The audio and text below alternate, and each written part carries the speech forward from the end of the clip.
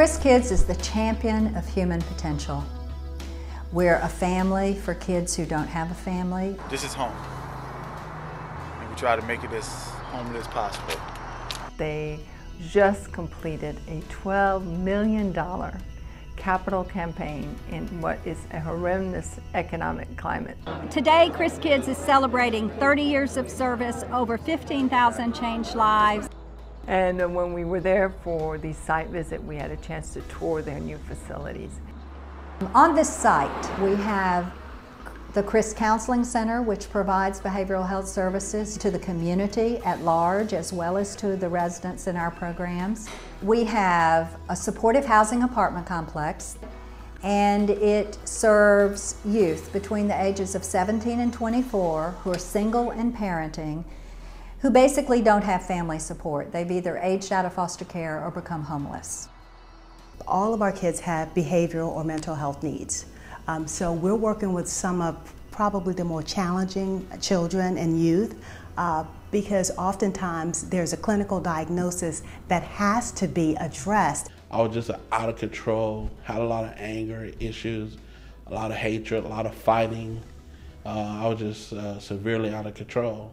And that led to institutions and then led up to Chris Kids.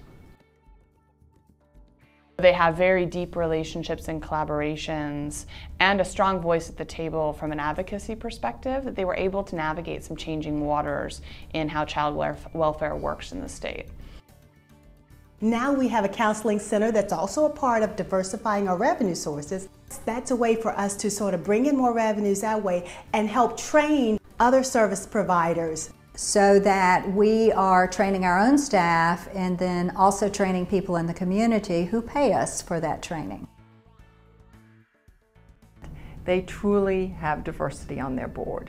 We often talk in the nonprofit world about having our stakeholders represented on the board, our participants on the board.